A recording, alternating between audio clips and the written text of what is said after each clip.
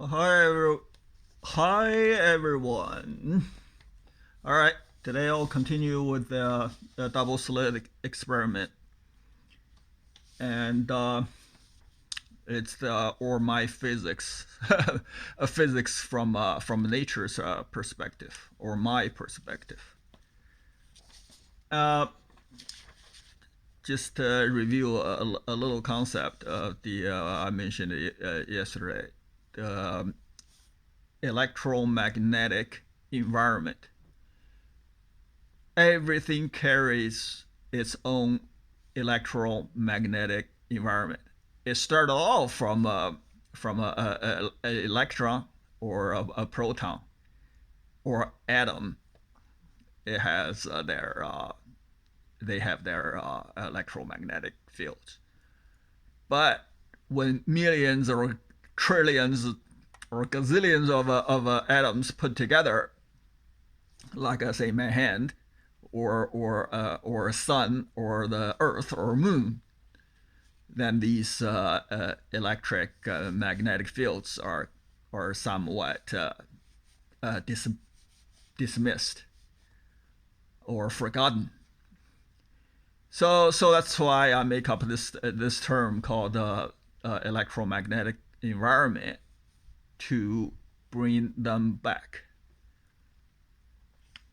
And so the the mechanism caused the electron or proton, their photon, their double slit interference pattern is caused by the electromagnetic environment on the edge of the double slit, and at the edge, the electromagnetic environment is contributed by the atoms along that edge, and the atoms and their electrons are all moving. They are not static. They are dynamic. Therefore, that electromagnetic environment is actually changing, and generally speaking, changing periodically. So when the electron passing through, or when a photon passing through, it will be pushed and pulled, and periodically, and eventually, when they complete their journey through that a slit, then they end up a new direction. Their speed ended up at a new direction, and eventually accumulated a interference pattern. And that interference pattern is fundamentally different from a water wave, because water wave, there is no transport of mass, and electrons, obviously there's transport of a mass, and even photon has pressure. So so that's not that's not a water wave, and it doesn't do that. Okay, next we'll talk about the variant.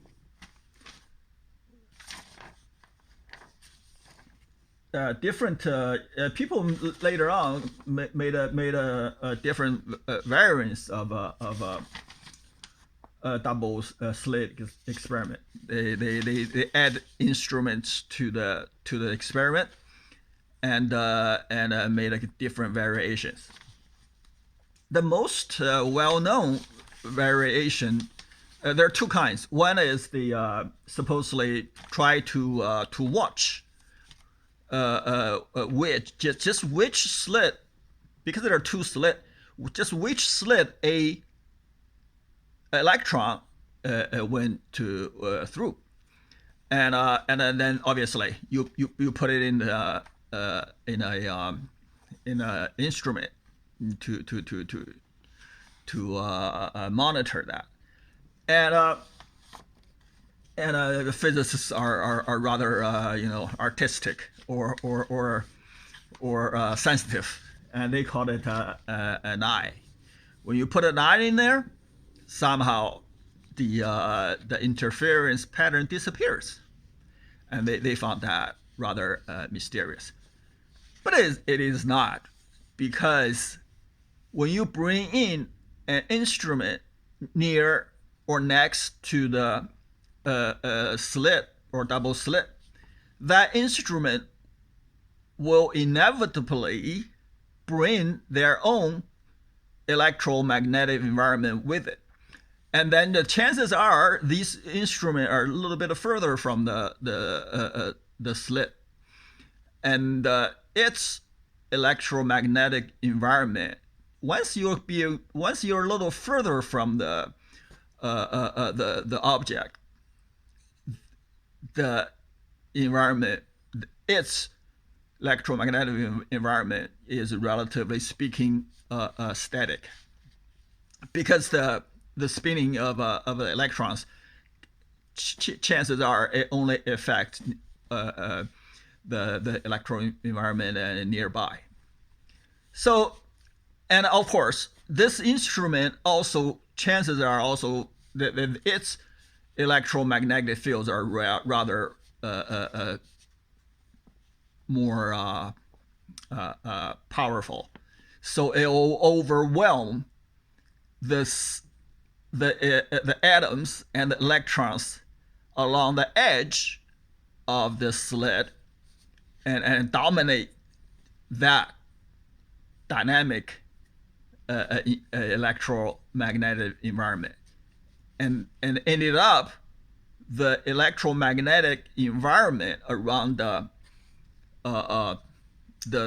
double slit, because of the eyes, the introduction of the eyes or existence of the eyes nearby, that electromagnetic environment becomes static,